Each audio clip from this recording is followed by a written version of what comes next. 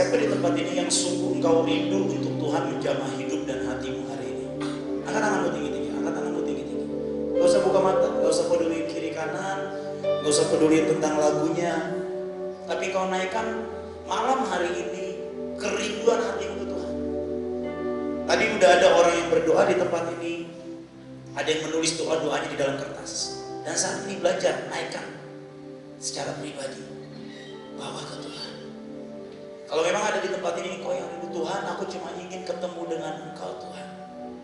Aku merindukan pribadimu Tuhan. Aku ingin tahu dong bagaimana rasanya berjumpa pribadi dengan Tuhan. Doa, doa, doa. Malam hari ini jangan cuma datang ke tempat ini, engkau datang, ketemu teman rame-rame, nyanyi, lompat-lompat, dengerin firman, and then kemudian kau pulang ke tempatmu, kau pulang ke rumahmu dan tidak ada terjadi perubahan apapun dalam hidupmu. Karena satu hal yang bisa mengubahkan hidup kita adalah karena perjumpaan pribadi kita dengan Tuhan. Kiara batakana. Mari semuanya arahkan hatimu ke Tuhan. Arahkan hatimu ke Tuhan. Arahkan hatimu ke Tuhan. Dan waktu 1 menit ini, mungkin 30 detik ini, doa ke Tuhan. Engkau cuma mau Tuhan, aku cuma mau pribadimu ya Tuhan sore hari ini. Mari inginkan itu saudara. Kiara lala baraba syakara lala lala baraba. Kiara lala lala lala masyikidedededede. Tuhan, malam hari ini hanya Engkau yang kami rindukan di tempat ini Tuhan, bukan yang lain Tuhan. Mari Roh Kudus Engkau mengalir di tempat ini Tuhan. Tuhan penuhi setiap hati kami Tuhan Yesus.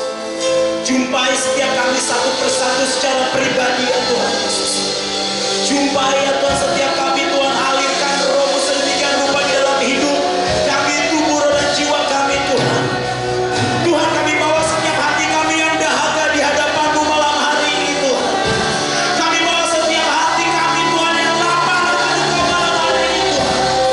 Tuhan, malam hari ini sungguh kami membutuhkan Roh-Mu, sungguh kami membutuhkan pribadi-Mu, sungguh kami membutuhkan hadirat-Mu Tuhan, lebih dari apapun Tuhan. Mari Tuhan, mari Tuhan, mari Roh Kudus mengalir di tempat ini. Semuanya sama Tuhan sekali lagi, Samaria, Samaria. Kiara Shikire.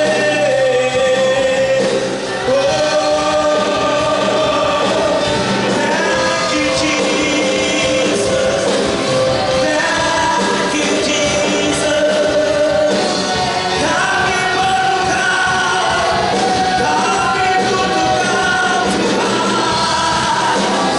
Di atas segalanya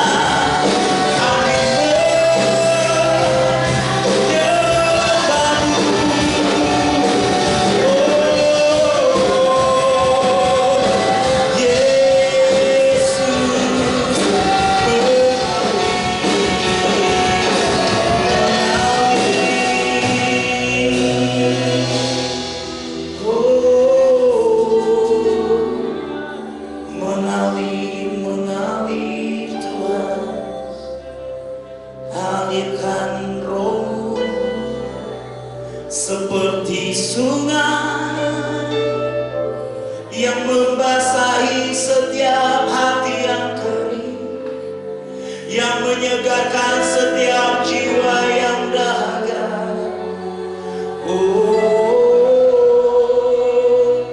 Berhembuslah Roh Kudus, berhembuslah Roh Kudus, ubahkan setiap hati, baharui setiap tulang yang kering, puaskan Tuhan.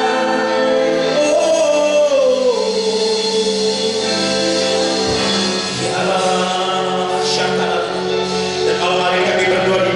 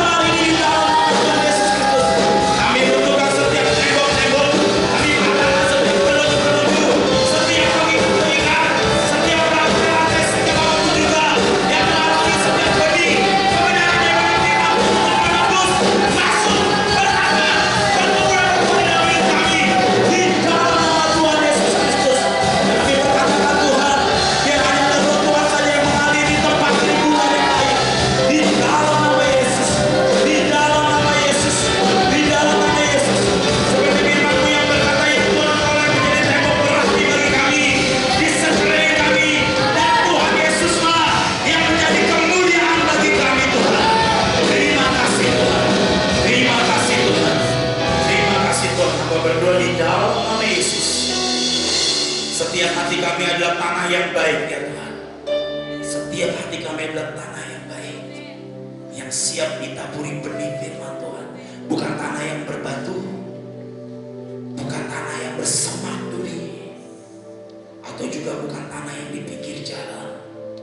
Tapi setiap hati kami adalah tanah yang baik Tuhan, yang siap ditaburi benih firman-Mu Tuhan. Dan pada saat benih itu jatuh ke tanah yang baik, maka benih itu akan berakar ke dalam, bertumbuh ke atas dan berbuah sangat lebat sampai buah kami akan dinikmati oleh banyak orang. Di dalam nama Tuhan Yesus sampai berdoa demi nama Yesus, biar Tuhan yang dari Roh-Mu saja yang boleh dialirkan di tempat ini, bukan hanya sekedar pengalaman manusia, tapi sungguh yang ilahi Tuhan ngalir di tempat ini. Baharui setiap kami, baharui setiap kami dengan firman. Di dalam nama Tuhan Yesus Kristus, semuanya yang siap mendengarkan firman Tuhan sama-sama katakan amin. Silakan duduk saudara. Shalom. Oke, mungkin lampunya boleh dinyalakan. Shalom. Wah, ini kurang semangat nih. Shalom. Oke, duduknya mungkin boleh kumpul ke tengah, biar saya lihatnya nggak terlalu jarang gitu ya. Kalau misalnya lebar kayak gini, dengan jarak dekat gini saya terus kiri kanan, boleh kumpul ke tengah, boleh kumpul ke tengah. Ya, tenang aja, ini bukan masjid ya, jadi walaupun bukan mukrim boleh deket-deketan ya. Ya, kumpul di tengah aja, kumpul di tengah, kumpul di tengah. Ini yang nggak ngerti bahasa Indonesia di sini siapa ya? Ngerti semua kan bahasa Indonesia, boleh kumpul di tengah. Ya. Nah, ini di tengah ke sini nih. Ya udah nggak apa-apa. Ini masih kosong depan saya. Di sini nih masih kosong. Ayo yang ganteng-ganteng. Iya. Lagi. Ini kayaknya celananya beratnya 4 kilo nih. Angkatnya susah. Oke, shalom, perkenalkan nama saya. Perlu dikenalin nggak? Perlu ya? Nggak perlu? Udah kenal? Siapa? Tahu dari mana? Nama saya Firman. Rolis Firman lengkapnya. Ya, saya dari Bekasi, saya dari Mahanaim. Saya pelayanan di tempatnya Ibu Iin. Tahu Ibu Iin? Tahu ya, ibu-ibu yang terkenal banget itu ya. Kenal banget itu ibu-ibu yang saat itu. Saya pelayanan di Mahanaim sudah ini tahun ke-15. Pelayanan di Mahanaim. Siapa di sini yang umurnya 15 tahun? Ya. 15 tahun kamu ya? Oh, luar biasa. Saya pelayanan, kamu baru koek. Yang 14 tahun ada yang 14 tahun umurnya? Iya, saya pelayanan, kamu belum lahir ya. Oke, saya bersyukur banget bisa ada di tempat ini kembali bersama dengan anak-anak apa nih namanya Lifeguard Youth Community, bener ya? Bener ya? Kalian tahu nggak artinya daripada lifeguard itu apa? Tahu nggak lifeguard itu apa? Ada yang tahu? Angkat tangan, yang tahu lifeguard. Kak, lifeguard itu yang ada di kolam renang kak. Biasanya tuh yang pakai baju merah. Oh iya, itu coba baru sadar ya. Ada yang tahu nggak? Ada yang bisa jawab nggak lifeguard itu apa artinya? Ada yang tahu? Ini lifeguard community tapi nggak tahu artinya lifeguard ini. Ada yang tahu? Ayo, yang bisa jawab dapat 50.000 dari Kak Indra. Masa nggak ada yang tahu nih? Gimana nih Bang Igor? Mana Bang Igor nih? Satu orang yuk, satu orang. Gak ada yang tahu, nanti saya tunjuk ya. Saya merendah tunjuknya. Iya. Kalau udah ditunjuk aja kepalanya. Ya, kamu yang pakai kacamata. Yang paling ganteng di sini ya. Apa tuh lifeguard? Penjaga hidup atau penjaga kehidupan ya. Tepuk tangan. Mau namamu siapa? Hah? Raymond ya. Untung namanya Raymond bukan Ramon ya. Raymond. Oh, Ramon tuh rada monyong. Lifeguard itu artinya penjaga kehidupan, amin.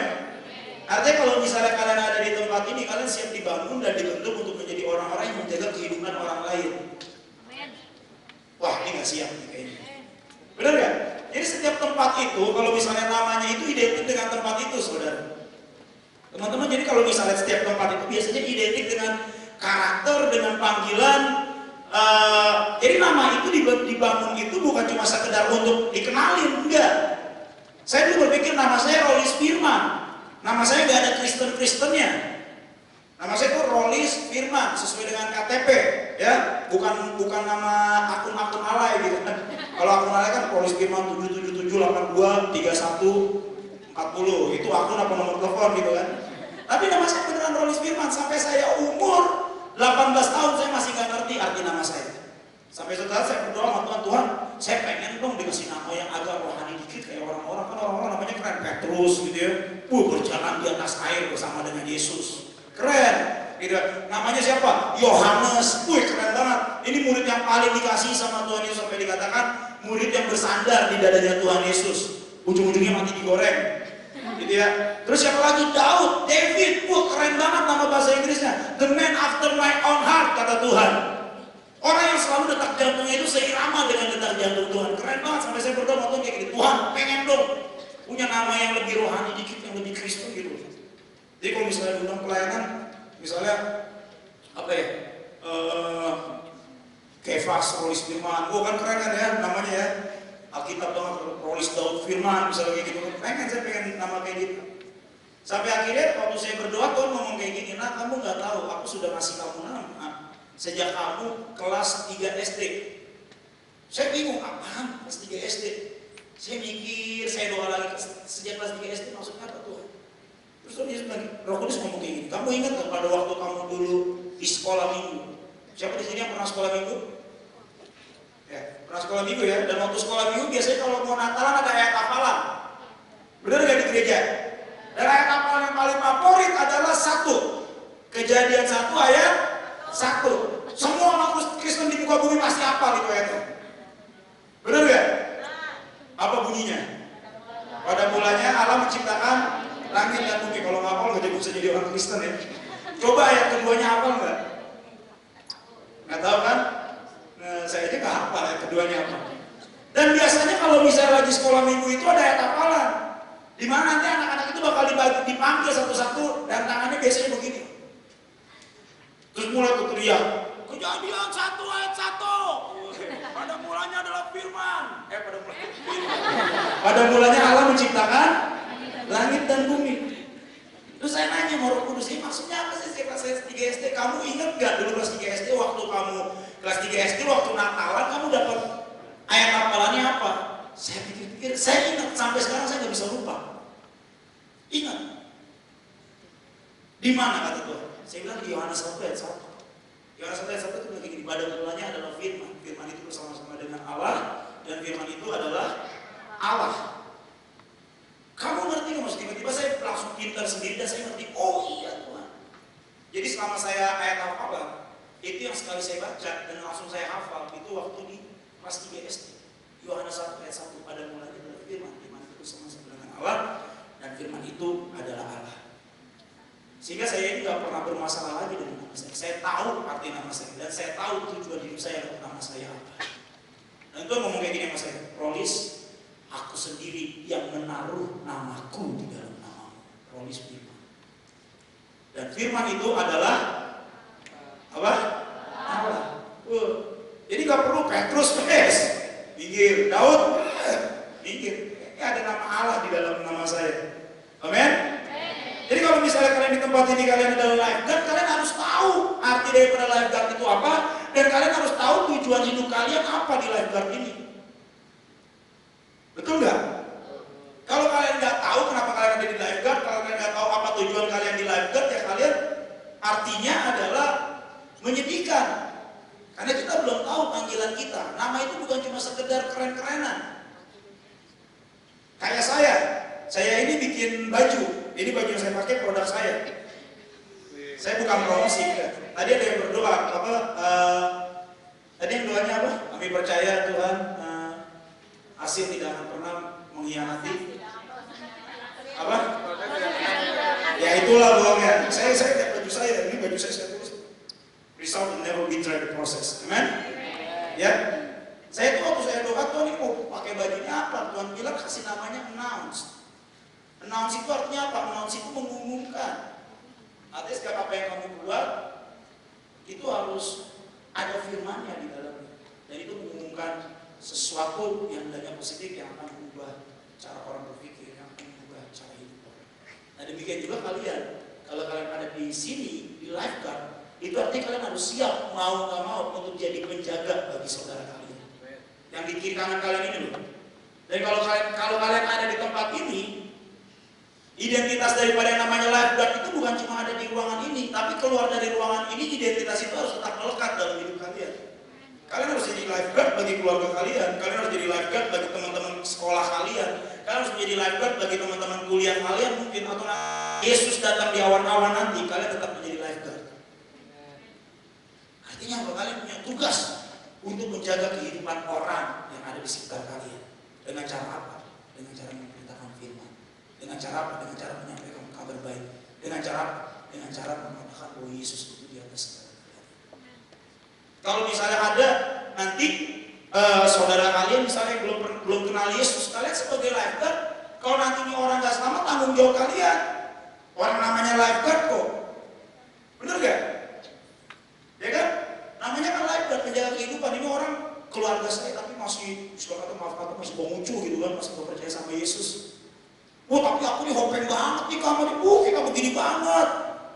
Tapi kalau ini orang sampai ujung usia gak percaya Yesus, dia yang dituntut. Lifeguard itu kayak orang-orang yang ada di kolam renang di pinggiran yang pakai celana merah biasanya. Kalau misalnya di pantai dia terkenal itu apa? Baywatch. Nah, itu lifeguard. Kalau nanti ada yang kelelep, dia tuh wajib untuk langsung segera menolong dan menyelamatkan. Itu lifeguard. Ya. Dan saya ngelihat kalau lifeguard itu kan lambangnya apa? Mercusuar ya. Bener ya? Mercusuar itu pakai untuk apa sih? Untuk melihat, memantau, pakai lampu yang gede. Terus kelip, apa yang terjadi nih? Begadang mulut yang di mercusuar. Ya, jadi kalian harus lihat keluargamu bagaimana. Aduh, aku udah jadi lifeguard belum nih buat keluarga. Aku udah jadi lifeguard belum nih buat tetanggaku.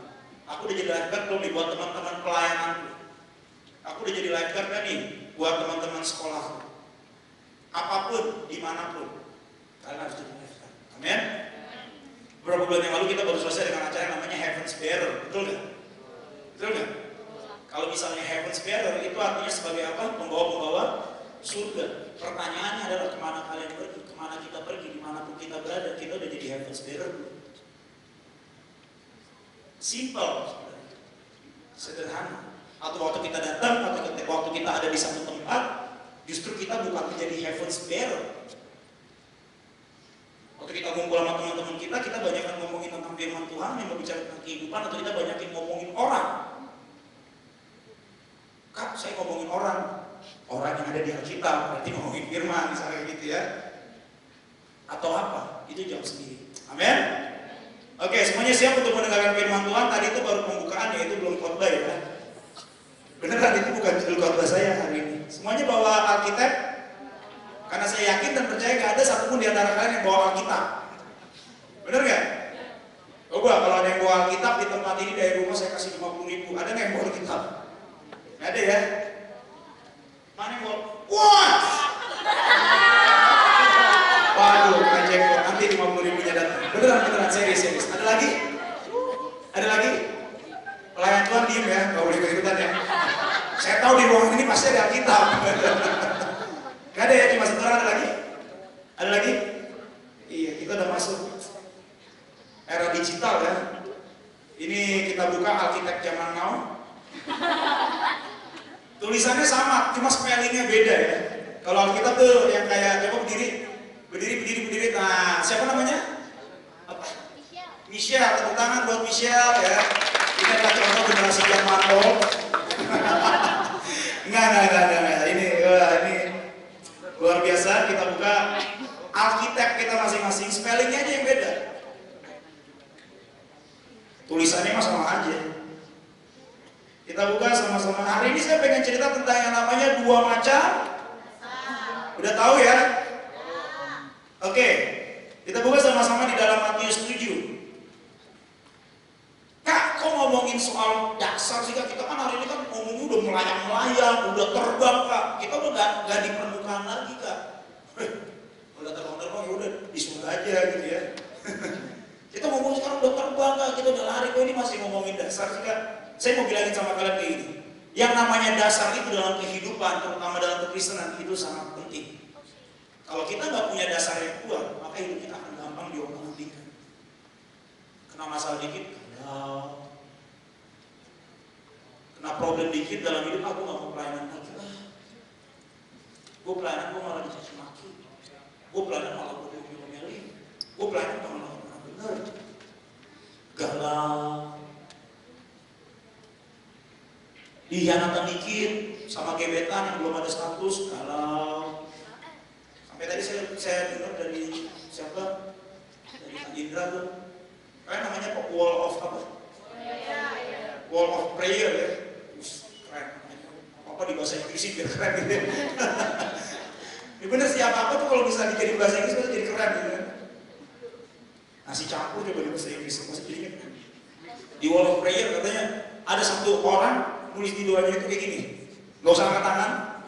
Saya berdoa kiranya Tuhan tidak menjawab doamu ya untuk hal ini. Fokus aja cari Tuhan.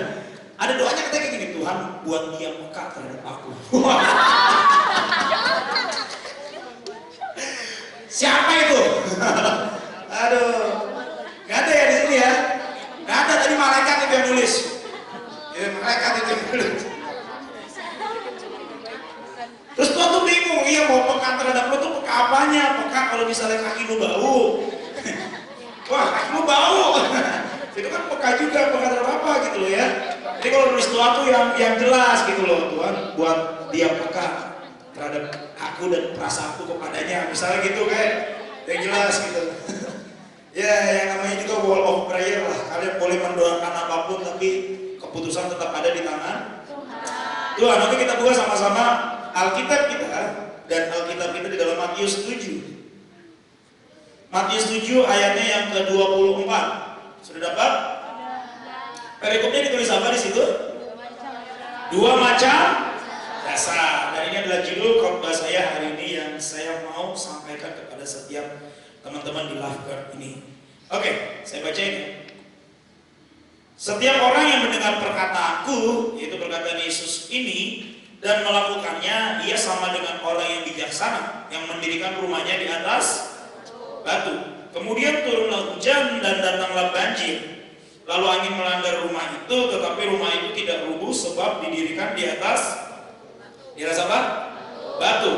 Tetapi setiap orang yang mendengar perkataanku ini dan tidak melakukannya, ia sama dengan orang yang bodoh yang mendirikan rumahnya di atas pasir. Kemudian turunlah hujan dan datanglah banjir, lalu angin melanda rumah itu sehingga rubuhlah rumah itu dan hebatlah kerusakannya. Kita pindah ke dalam Lukas. Lukasnya yang ke-6. Itu gampang kok, tinggal diklik aja tuh kalau di Alkitab itu kan ada tuh di bawahnya. Lukas 6 ayatnya 46, sudah dapat? Oke, saya bacain lagi. Mengapa kamu berseru kepadaku, Tuhan, Tuhan, padahal kamu tidak melakukan apa yang aku katakan? Garis bawahi katakan, garis bawahi Alkitab yang mengatakan, padahal kamu tidak melakukan apa yang aku katakan, apa yang Yesus katakan. Ayat 47. Setiap orang yang datang kepadaku dan mendengarkan perkataanku serta melakukannya, aku akan menyatakannya kepadamu dengan siapa ia dapat disamakan. Ia disamakan dengan seorang yang mendirikan rumah. Orang itu menggali dalam-dalam, korek di dalam-dalam, dan meletakkan dasarnya di atas batu. Ketika datang air bah, apa disitu dikatakan? Air bah. Ketika datang air bah dan banjir melanda rumah itu tidak dapat digoyahkan karena rumah itu kokoh dibangun. Akan tetapi barang siapa mendengar perkataanku tetapi tidak melakukannya, ia sama dengan seorang yang mendirikan rumah, sama-sama mendirikan rumah di atas tanah tanpa dasar. Ketika banjir melandanya, rumah itu segera rubuh dan hebatlah kerusakannya. Dari sini kita belajar apa dari firman Tuhan ini? Kita belajar apa dari firman Tuhan ini? Hah? Kita belajar tentang arsitektur ya. bagaimana caranya bangun rumah ya? Butuh yang namanya pasir, butuh yang namanya batu, butuh yang namanya semen ya. Bukan itu. Kira-kira kita belajar apa? Dari perikopnya sudah jelas dikatakan bahwa ini perumpamaan tentang yang namanya dua macam dasar. Tuhan Yesus itu seringkali memberikan perumpamaan, mengkategorikan kehidupan orang Kristen itu dua tipe. Gadis bijaksana dan gadis bodoh. Dua macam dasar, orang bodoh dan orang pintar yang mendirikan rumah. Seringkali. Karena apa sih? Kok Tuhan Yesus sering banget sih ceritanya tentang kayak ada dua tipe. Yang pertama, ya kita nggak bingung. Kalau nanti kita dikasih 3 tipe, dikasih 4 tipe, dikasih 5 tipe, wah bingung. Contoh pergi deh ke mall deh. Misalnya kalau ada handphone gitu ya, mau beli handphone ya. Ada handphone 7 merek, 7 jadi wah bagus-bagus gitu, harganya variabel. Tapi speknya juga beda-beda. Bingung nggak milihnya? Bingung nggak milihnya? Bingung kan? Sama. Kalau menurut saya kenapa seringkali mengkategorikan ada dua kategori? Ya kita ini salah satu mungkin nggak bingung kali ya. Ini pendapat saya, bukan pendapat Alkitab. Ini pendapat saya. Mungkin biar nggak bingung. Tapi dikatakan di sini ada dua macam dasar. Ada dua tipe orang. Yang satu orang yang bodoh, yang satu orang yang pintar. Dikatakan di sini bahwa orang yang pintar itu adalah mereka yang datang. Ini tipe dua orang ini sama-sama datang loh kepada Tuhan. Baca deh. Ayatnya yang ke-47. Setiap orang yang datang kepada Tuhan ya, benar ya. Lukas 6 ayat 47 ya. Setiap orang yang datang kepadaku dan mendengarkan. Dan apalagi? Serta melakukan. Nah ini poinnya. Setiap orang yang datang kepada Tuhan dan mendengarkan perkataan Tuhan atau firman Tuhan serta melakukannya, aku akan menyatakan kepadamu dengan siapa yang dapat disamakan. Jadi disamakan dengan orang yang pandai yang membangun rumahnya di atas batu. Nah kalau orang membangun rumah di atas batu itu harus apa? Harus menggali dalam-dalam. Bangunan ini, kalau misalnya ini bangunan berapa lantai? 1, 2, 3 ya, sampai 8 ya. Ada lantai atas lagi? Hah? Ada ya? Untuk bangunan ini didirikan segini besar dan segini kokoh, itu harus digali dalam-dalam. Harus digali dalam-dalam. Makanya itu kemarin barusan aja pembangunan House of Prayer. Kita bangun berapa lantai? 7 atau 9? 9. 7, 8. Let's say 9 lantai. Dan waktu mau ngebangun 9 lantai, maka dasarnya itu harus digali dalam-dalam, dibor, baru dimasukin tiang panjang. Udah itu kalau dari masukin tiang panjang itu digebuk, koprak, sampai batas kedalaman tertentu untuk bangunan ini bisa dibangun setinggi 9 lantai. Dia harus digali dalam-dalam, dia harus ditancapkan begitu dalam untuk bangunannya bisa tinggi. Untuk bangunannya bisa kokoh, untuk bangunannya bisa besar, itu harus dilakukan. Demikian juga sama dengan kita, demikian juga sama dengan kehidupan kita. Kalian datang ke tempat ini, kalian datang ke gereja, kalian memutuskan untuk datang ke kebaktian. Setiap orang yang datang kepada Tuhan, kita datang nih ke kebaktian, kita datang nih ke gereja, kita dengerin setiap firman, kita dengerin setiap nubuatan, kita dengerin setiap janji-janji Tuhan. Tapi kalau kita tidak melakukannya, maka kita sama seperti orang yang bodoh yang membangun rumahnya di atas pasir. Dia nggak gali. Kak, gali itu bagaimana sih? Gali itu berbicara tentang yang namanya proses. Banyak orang Kristen itu apa ya? Karbitan. Gak suka sama yang namanya proses. Padahal the result will never betray the process.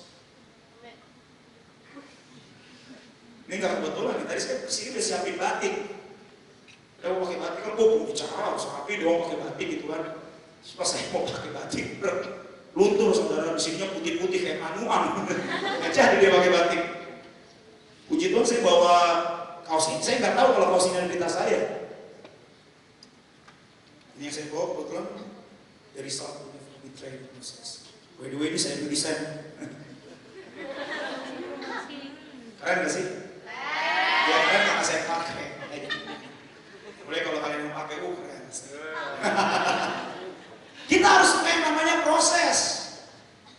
Berbicara tentang menggali, itu berbicara tentang yang namanya proses dalam kehidupan. Berbicara tentang meletakkan batu, itu berbicara tentang yang namanya proses dalam kehidupan kita. Kalau misalnya kita ini nggak mau diproses, kita misalnya diomongin sedikit kita tersinggung, dikasih tahu sedikit kita marah. Misalnya yang pelayan tuh, kamu kok tadi mimpi pujiannya lemes banget sih, gak ada gregetnya. Aduh, gimana sih, udah berapa lama sih mimpi pujian? Terus orang misalnya tersinggung, gue udah mimpi pujian, gue udah doa, udah sampai puasa, dibilang hari ini mimpi pujiannya gak naik lah, gak greget lah. Kemudian pulang ke rumah kecewa, udah besok-besok gak mau masuk lagi ke lifeguard lah. Lu kok hari ini main drama bikin lemes banget sih, lu makan. Lu kok kayak perempuan lu. Kalau dia mau kayak itu tiba-tiba, udah bagus kok main drum, drum lain. Saya ini main drum. Saya ini punya murid drum, banyak murid saya di mana ini. Dan kalau misalnya saya ngajarin murid saya lagi main drum, saya paling benci kalau misalnya dia pukul drum itu, saya pas diajarin dia pukul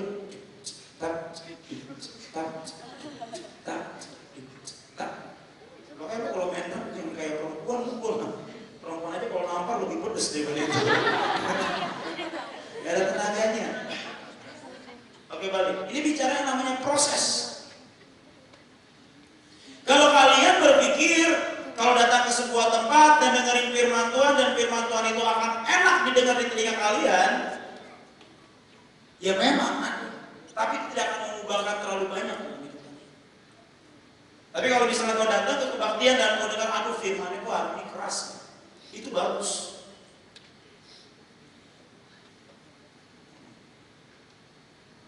Sekolahnya berapa? Tadi kan dari ngomongin bola kan enggak ya? Bukan ya? Asik banget mau boleh kayak ngomongin bola kayak tadi kan lolos tuh ke Piala Dunia. Enggak ya? Bicara sama yang namanya proses. Siap gak hidup kita diproses sama Tuhan? Siap gak? Kak, kalau lu ngalamin gak kayak namanya proses dalam hidupku? Banyak, saudara.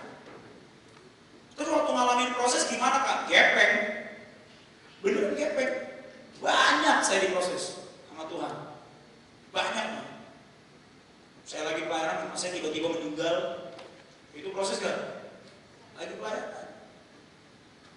Bahkan terus pelayanan langsung jalan Kak. Polis. Pulang ke rumah. Besoknya langsung dikubur. Begitu saya pelayanan lagi. Hancur gak hatinya hari itu? Hancur. Terus ketuanya gimana Kak? Ya Tuhan Yesus baik. Itu proses. Prosesnya apa lagi Kak? Udah puasa nih kayak pelayanan, misalnya pelayanan nih kayak gini, udah puasa, udah doa, cari Tuhan, jadi udah hidup kudus. Begitu lagi pelayanan dia bilang, kamu tuh jelek banget ya, yang gak layak, gak ngerti yang Tuhan tunjuk-tunjuk kayak gini depan muka. Itu rasanya gimana? Itu kayak dicubit pakai gini saudara nih. Itu di dalam sini rasanya rasanya itu udah tapi itu namanya proses. Kita tidak, saya ngomong kayak gini, saya nggak pernah melayani karena saya baik kok. Saya nggak pernah melayani, saya dilayakan karena saya puasa, karena saya doa, karena saya hidup kudus, nggak pernah. Saya melayani karena saya dilayakan dengan darah Gembala. Akhirnya saya udah. Minggu lalu saya baru disuruh berhenti main drum. Murid saya disuruh main drum. Pukulan gue lemes banget, hatimu lagi melo, kamu gak usah main drum deh, murid kamu aja main drum. Rasanya gimana coba? Minggu lalu hari Sabtu kemarin. Rasanya gimana coba digituin? Biasa aja. Itu rasanya. Kalau di firman diginiin, udahlah, proses. Hidup ini proses. Apapun yang terjadi dalam hidupku itu proses. Nah, tinggal kamu mau jalanin proses itu dan kamu berdiri sebagai orang yang pandai, yang menerima pemilihan. pasir aja lah, nggak masalah lah, yang penting di rumah begini lah. Bisa nggak bangun rumah di atas pasir? Bisa. Rumah pasir tuh yang kayak di pantai. Begitu ada ombak dia, rata. Bangun lagi kan, Tapi contoh, coba lihat, kalau misalnya orang yang mendirikan rumahnya di atas batu, lihat tuh, batu karang yang ada di pantai yang sama. Ada orang yang bangun rumah-rumahan dari pasir, ada air berrata. Tapi ada juga batu karang yang udah ratusan tahun, ribuan tahun di situ. Ombak menerpa dia tetap kokoh berdiri. Pilih yang mana? Pilih yang mana? Dua kategori orang ini sama loh, sama-sama datang kepada Tuhan, sama-sama mendengarkan firman Tuhan. Kalau yang pertama adalah berbicara tentang yang namanya proses. Yang kedua adalah jadilah pelaku firman. Kalau kamu pengen bangunan kokoh, Kak, jadi pelaku firman kayak gimana Kak? Kira-kira menurut kamu jadi pelaku firman gimana sih? Ayo, gimana jadi pelaku firman?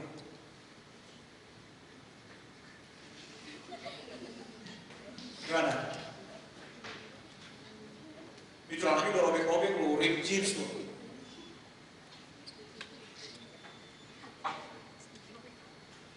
Iya, dia sebenarnya tahu, cuma mengungkapkannya tuh susah ya. Iya, memang begitu, memang benar-benar. Tapi benar kok, apa yang kamu pikirkan saya bisa tangkap.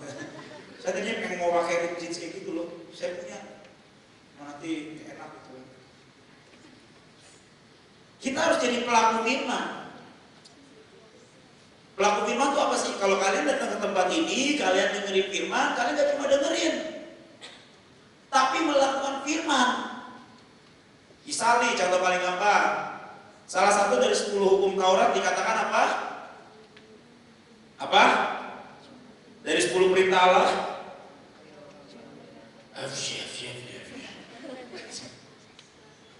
Jangan mencuri, ya betul ya, jangan mencuri. Siapa di sini yang nggak pernah mencuri? Pencuri semua di sini ya. Aduh. Siapa di sini yang pernah mencuri? Oke, angkat tangan, angkat tangannya tinggi-tinggi. Yang nggak pernah mencuri, angkat tangan tinggi-tinggi. Yang nggak pernah mencuri, yang nggak pernah. Oke, nggak ada. Oke, angkat tangan, angkat tangan ya. Yang pernah mencuri, angkat tangan. Iya. Oke, angkat tangan. Saya mesti ngomong pakai bahasa Cirebon di sini. Buat yang nggak angkat tangan, itu yang nggak angkat tangan apa? Abstain. Atau nggak ngerti bahasa Indonesia? Ada kan yang nggak angkat tangan gitu kan? Oh Kak, saya nggak angkat tangan karena saya nggak ngerti maksud kakak apaan. Oh itu deh, apa? Contoh lagi, jangan mencuri. Rata-rata di sini pernah mencuri ya? Mencuri apa? Mencuri yang paling sering itu biasanya bukan mencuri, ngambil begitu. Orang tua bener kan? Dan kalau bapaknya dilihat di celananya, ada yang nyangkut. Saya amankan gitu kan. Beli kuaci di warung gitu kan. Kalau misalnya zaman dulu, zaman saya itu mama saya punya celengan ayam. Ya celengan tuh saya congkel-congkel pakai korek. Saya nggak pernah mencuri Kak. Tapi saya pernahnya mencuri hati dia. Atau mencuri waktu, atau apapun lah. Namanya itu aja kita udah dianggap kita nggak melakukan firman Tuhan. Contoh yang paling sederhana lagi, apa yang dikatakan di 10 perintah Allah? Hormatilah. Siapa di sini yang hormat, tunduk sama orang tua, ayah dan ibu? Aduh Tuhan Yesus, ya ampunan turun Tuhan kepada setiap anak-anakmu di tempat ini. Siapa di tempat ini disuruh beli mecin aja udah mulutnya monyong? Masih ada yang disuruh beli mecin ya? Aduh. Oh tangan. Namanya kayak sama-sama loh pakai mecin sih loh. Waduh. Kalian ada kakak, kembaran. Biasanya kalau saudara kan gitu kan dibeli bajunya samaan sama mamanya kan. Saya dulu sama abang saya walaupun gak kembar kita dibeli sepatu sama, dibeli celana sama, dibeli baju sama. Buy one get one, benar. Saya berarti kalau disuruh sama mamanya deh, Udah maunya udah ada nggak? Ya bener ya. Suruh beli apa? Beli mecin. Enggak ya? Zaman saya dulu bilang, Rolis beli mecin dulu, mau masak beli mecin. Itu, waduh, BT-nya mau main sama mati BT-nya. Aku sih beli mecin. Nah, saya SMP hari gini beli mecin. Bener. Saya tuh ngamuk kalau beli mecin. Udah begitu beli mecin dikasih duit 1.000 dulu, harga mecinnya cuma cepet. 900 saya pulangin lagi. Waduh, udah gak tunduk sama orang tua, nyolong lagi, itu dosanya double tuh. Itu kalau nggak ada pengampunan, nggak ada dari Yesus, saya udah nggak tahu saya ada di mana hari ini. Tapi seringkali yang sederhana kayak gitu. Kita disuruh mama kita, paling sih kayak gini. Pijitin apa kok? Ada nggak di sini yang suruh pijitin apa? Kalau disuruh pijitin itu pokoknya udah secepatnya aja. Udah. Simple. Terus dikatakan di hukum Taurat itu apa? Jangan Siapa di sini yang nggak pernah membunuh? Gua angkat tangan semua ya. Gila kalau pernah membunuh di dalam penjara ya berarti ya. Tapi ingat, salah satu waktu Yesus datang ke muka bumi, Yesus bilang kayak gini, barang siapa marah terhadap saudaranya, maka ia sudah membunuh saudaranya di dalam hatinya. Siapa di sini yang pernah marah? Pernah ya? Jadi sebenarnya di antara kita ini gak ada di antara kita ini yang bisa ngelakuin firman Tuhan. Cuma anugerah Tuhan yang memampukan, amin. Itu sebabnya kenapa Yesus datang ke muka bumi, dia mati di kayu salib, dia menjadi perantara antara kita dengan Bapa, supaya kita dilayakkan untuk menyebut dia ya Aba, ya Bapa. Oleh sebab itu Yesus dan firman-Nya berkata, barang siapa datang kepadaku, mendengarkan perkataanku dan melakukan firman. Mungkin hari ini kamu masih sering marah. Mungkin hari ini kamu juga masih sering mencuri. Atau mungkin hari ini kamu juga nggak bisa hormat sama orang tua. Bahkan kamu nggak usah ngomong orang tua. Kamu nggak berusaha hormat sama orang yang lebih tua di atas kamu, sama gurumu. Tapi boleh nggak belajar mulai dari hari ini lakukan firman. Kalau pengen hidupmu itu dibangun di atas batu. Kalau pengen hidupmu itu kokoh. Kalau pengen hidupmu itu benar-benar kuat, bangun dirimu di atas batu. Jangan cuma sekedar jadi orang yang datang, dengerin firman, dan kemudian gak melakukan firman. Itu gawat. Ini dasarnya kok. Kamu pengen pelayananmu menjadi besar, dasarnya apa? Dasarnya ya ini, lakukan firman. Kamu pengen pelayananmu diurapi, kamu pengen kau menjadi orang yang penuh kuasa, dasarnya apa? Lakukan firman, cintai proses, itu aja. Gak ada yang lain. Saya ini kayaknya udah pernah kesaksian di tempat ini. Saya ini dulu jualan ikan asin, miskin, melarat, beneran. Saya dulu gak kayak gini tampilannya. Ini yang membuat tampilan saya kayak gini, kemuliaan Tuhan. Wih, keren ya? Iya bener. Loh kok gak bisa Kak, kemuliaan Tuhan itu mengubahkan sampai bentuk fisik? Bisa. Beneran bisa. Jadi buat kalian yang berpikir kalian jelek, siapa yang berpikir mukanya jelek di sini ada? Ada nggak? Nggak apa-apa, nanti kita doain, nanti saya doain. Muka saya juga dulu jelek kok, kayak kamu. Ada nggak? Nggak ada ya, begituan. Tapi kalau badannya udah pulih. Saya dulu nggak kayak gini. Dulu saya tuh keriting, hitam, kurus. Sampai sekarang masih keriting, masih hitam dan masih kurus. Ya betul ya. Cuma nggak jelek, itu aja bedanya. Apa sih yang membuat kayak gitu? Itu karena firman Tuhan. Karena saya juga firman. Dulu saya jualan ikan asin. Wah miskin banget, melarat banget hidup saya. Baru kata nih kalau misalnya dari ini lantai 2 ya, itu jatuh ke lantai dasar, basement, digali lagi. Digali sampai dalam banget, nah itu di ujung itu tuh saya miskin itu. Sampai saya tuh tiap hari dulu makannya makan nasi campur garam selama 2 tahun. Saya ingin darah tinggi dah. Bener, nasi sama garam selama 2 tahun. Melarat banget hidup kesaksian, mengerikan kalau saya ingat-ingat. Tapi kalau misalnya saya ingat, saya bersyukur. Ingatkan diriku dari mana aku diambil. Buat saya dulu boro-boro ngomong di depan orang seperti ini bisa. Menyampaikan firman kayak gitu buat saya ngomong tatap mata seperti ini, tatap mata saya. Kamu yang takut. Saya tuh nggak bisa, paling nggak bisa, beneran. Nggak bisa untuk ngomong tuh nggak bisa. Dulu saya itu mabuk kalau naik mobil. Jalan ya misalnya dari hotel tadi saya nginep di sebelah. Dijemput sama Mas Indra. Saya manggilnya gitu. Itu dari hotel ke sini saya muntah biasanya. Jarak gitu. Beneran. Saya nggak kuat. Boro-boro naik mobil. Sampai menurut saya waktu Natalan bilang, yuk kita main yuk ke rumah tulang kamu karena saya orang Batak. Ayo, tapi kita naik beca aja ya. Rumah saya di Bekasi, rumah tulang saya itu di Cakung. Jaraknya kurang lebih 20 kilo. Naik beca itu betis sama beda pecah, meledak di jalan. Bukan ban yang meledak, betisnya meledak.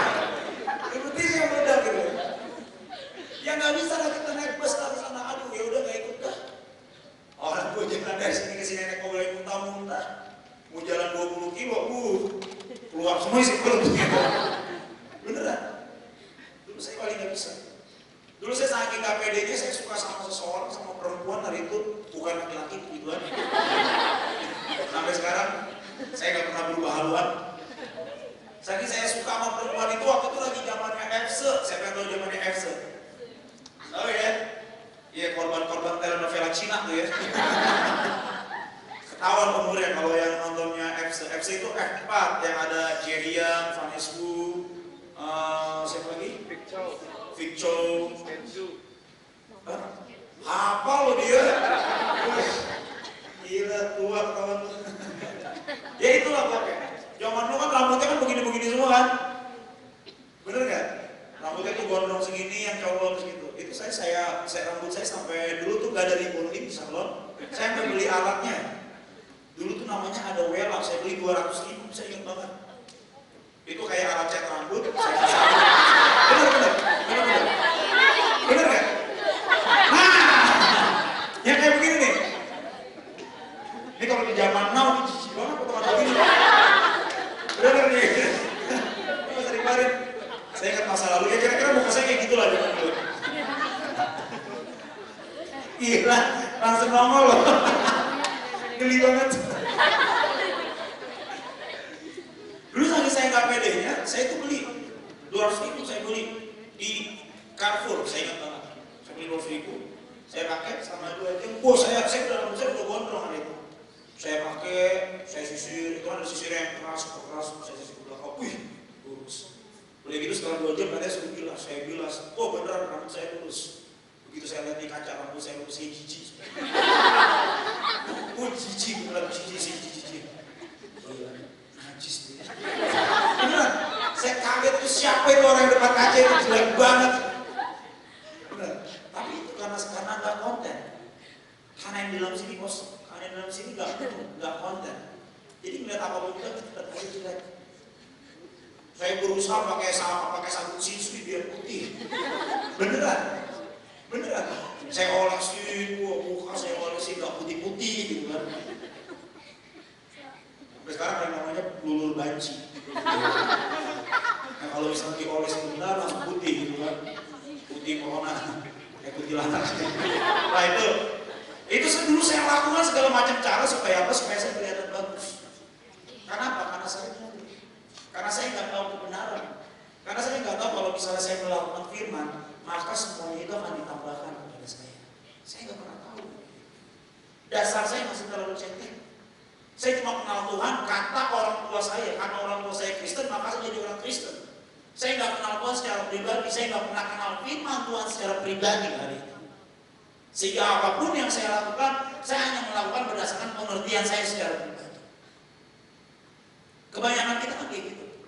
Ikut tempat ini, ikut pelayanan dia ikut. Terus kemudian penginjilan, ikut penginjilan. Tapi karena kita nggak punya dasar yang kuat, karena kita nggak punya pengertian yang kuat, seringkali begitu kita masalah, aduh, aku kok udah ikut pelayanan, tapi kok hidup saya masih begini-begini aja ya. Aku udah ikut pelayanan, kok hidup saya gak ada yang diubahkan ya. Aku udah ikut pelayanan, kok saya masih dikatain jelek ya. Aku masih ikut pelayanan, kok setiap yang saya lakukan kok salah ya. Karena apa? Karena kita gak ngerti dasar firman-Nya. Karena kita gak pernah punya pengenalan akan Tuhan secara pribadi, secara personal, face to face, encounter dengan Tuhan. Gak pernah punya itu. Kita melayani, kita nari, kita main musik, segala macam, kita ditegur dikit, kita kecewa. Kalau misalnya ditegur karena pelayanan untuk kecewa, mungkin saya jadi orang kedua yang saya akan kecewa dengan Tuhan dan kecewa dengan pelayanan. Loh Kak, kenapa enggak orang pertama? Orang pertama Kaleo yang main gitar WL5-nya. Soalnya kalau saya bilang saya orang pertama, dia keterima. Iya, orang pertama yang kalau bisa kayak gitu, menurut kejelekan. Udah saya jadi orang nomor 2 nih. Kenapa? Karena kalau misalnya saya lagi main musik, lagi pelayanan, kalau ibu ini itu udah ngomong, kalian tahu ya ibu yang saya cintai itu? Itu kamu bukan kayak kalian tegur. Kalau kalian ditegur, kalian paling parah dibilang apa? Dibilang apa? Gimana sih pelayanan kalau benar gak ada ditegur? Biasa aja kan? Wah itu kalau misalnya kita ditegur, itu membuat kita sadar siapa diri kita yang seperti itu. Saya gak perlu cerita. Itu menyakitkan. Tapi itu bagus. Tapi itu membuat saya jadi kuat, saya jadi kokoh, saya cari Tuhan lebih lagi, saya cari kehendak Tuhan lebih lagi, saya cari wajah Tuhan lebih lagi, saya rindu lebih lagi untuk mengenal Tuhan. Nah pertanyaannya adalah waktu kalian ada di tempat ini, kalian punya kerinduan itu kan? Punya kerinduan untuk kenal Tuhan secara pribadi kan? Punya kerinduan untuk kenal Tuhan face to face kan? Itu pertanyaan. Dan mungkin orang berkata gini, aku pelayanan supaya aku dikenal. Oke. Aku pelayanan supaya aku dilihat orang. Oke. Gak ada yang salah dengan hal itu. Tapi selama kau pelayanan, bertahun-tahun kau pelayanan, nanti ke depan kalau misalnya kau tujuanmu, fokusmu supaya dikenal orang, supaya nanti kamu dapat jenjang karir yang bagus dalam pelayanan, nah itu yang menjadi masalah. Itu artinya kita tidak kenal siapa yang kita layani. Itu artinya kita tidak kenal siapa yang kita sembah. Itu artinya kita tidak melakukan yang firman Tuhan. Terus saya berpikir, waduh kalau misalnya orang pelayanan berpikir, saya lihat Ibu Igit, saya lihat Pak Petrus Agung, saya lihat Bu Nani, saya lihat Pak Petrus, semua hamba Tuhan yang lain, saya lihat pendeta-pendeta dari GBI, saya lihat Siti Muhyiddin dalam itu kayaknya pelayanan itu jenjang karir yang sangat luar biasa ya.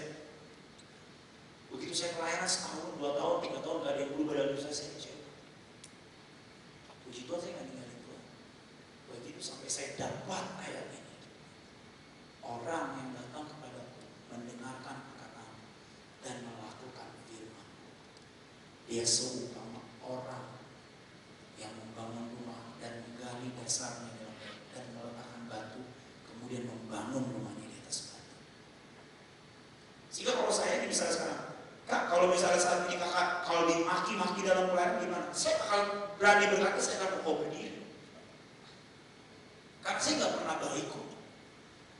Saya nggak pernah berdiri melainkan karena kebaikan saya. Kalau misalnya saya jelek dalam pelayanan, itu sudah sangat wajar. Karena kalau saya bagus dalam pelayanan, itu karena ada Yesus yang melayani saya.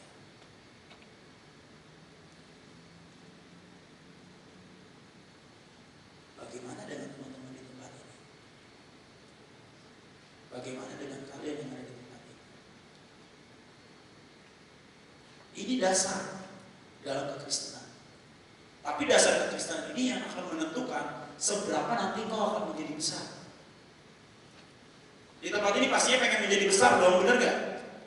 Bener gak? Jangan badannya aja mau besar kayak Bang Igor tuh. Tapi di tempat ini pasti semuanya pengen menjadi besar, amin? Bener gak? Siapa di tempat ini yang pengen menjadi besar? Pasti semuanya pengen menjadi besar. Tapi ingat sekali lagi, untuk menjadi besar, kalian harus punya dasar yang kuat. Karena begini loh adik-adik, teman-teman, orang tua nih gue. Karena begini loh teman-teman, kalau misalnya kita, Tuhan itu punya berkat yang sangat besar, katakan amin. Ya, Tuhan itu menyediakan sebuah master plan yang luar biasa, yang sangat besar. sangat besar buat hidupmu. Amin. Jadi setiap apa yang kamu pikirkan buat hidupmu ke depan itu gak ada 1/10 dari rencana Tuhan dalam hidupmu. Percayalah. Yang kamu pikirkan segini, yang Tuhan sediakan buat hidupmu itu segini. Ngerti? Ngerti? Misalnya di pikiran saya nih, yang di pikiran saya ini apa sih? Yang di pikiran saya adalah saya pengen punya studio sendiri. Studionya adalah 3x4, nanti drum bisa masuk, nanti saya bisa ngajar bebas, kemudian nanti saya bisa mulai recording kecil-kecilan di situ. Itu yang ada di pikiran saya. Tapi di pikiran Tuhan adalah enggak, Lis. Kamu nanti punya apa ya? Ballroom, auditorium, tempat di mana nanti bisa buat orkestra. Tempat di mana nanti, ini contoh ya, perumpamaan ya. Tempat di mana nanti kalau misalnya nanti ada recording, pengen recording sampai 300 choir, itu tempat gunanya. Contoh seperti itu. Tuhan itu punya sesuatu yang sangat besar buat hidup kita. Cuma pertanyaannya adalah, bagaimana dia bisa mencurahkan yang besar itu dalam hidup kita, kalau sementara fondasi kita cuma sedalam ini.